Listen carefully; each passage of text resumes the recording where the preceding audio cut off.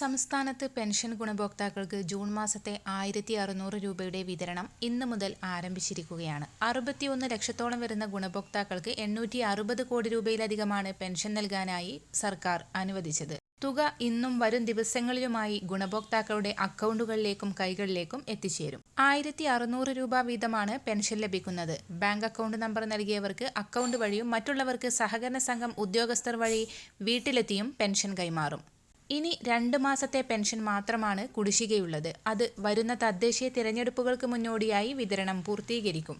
ഈ മാസത്തെ ക്ഷേമ പെൻഷൻ 20 മുതൽ തന്നെ വിതരണം ചെയ്യുമെന്ന് നേരത്തെ തന്നെ പ്രഖ്യാപനമുണ്ടായിരുന്നെങ്കിലും 21 ശനിയാഴ്ച ഉച്ചയോടെയാണ് വിതരണം ആരംഭിക്കാൻ കഴിഞ്ഞത്.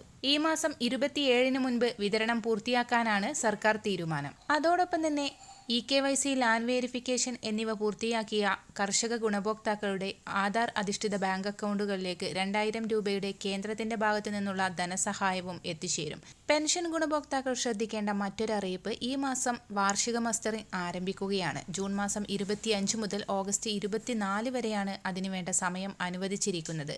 ഇത് സംബന്ധിച്ച് സർക്കാർ ഉത്തരവ് കഴിഞ്ഞ ദിവസം പുറത്തിറങ്ങി. 2024 ഡിസംബർ 31 വരെ സാമൂഹിക സുരക്ഷാ ക്ഷേമനിധി ബോർഡ് പെൻഷൻ അനുവദിക്കപ്പെട്ട ഗുണഭോക്താക്കൾ ജൂൺ മാസം 25 മുതൽ ഓഗസ്റ്റ് 24 വരെയുള്ള കാലയളവിനുള്ളിൽ വാർഷിക മസ്റ്ററിംഗ് പൂർത്തിയാക്കണമെന്ന് ഉത്തരവിൽ പറയുന്നു.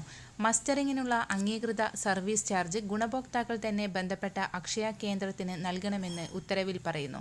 അക്ഷയ കേന്ദ്രങ്ങളിലെത്തി മസ്റ്ററിംഗ് ചെയ്യാൻ 30 രൂപയും വീടുകളിലെത്തി മസ്റ്ററിംഗ് ചെയ്യാൻ 50 രൂപയുമാണ് ഫീസ് ഈടാക്കുന്നത്. എല്ലാവിധ സർക്കാർ അറിയിപ്പുകളും തുടർന്നും നിങ്ങളിലേക്ക് എത്താൻ ഈ ചാനൽ സബ്സ്ക്രൈബ് ചെയ്യുക.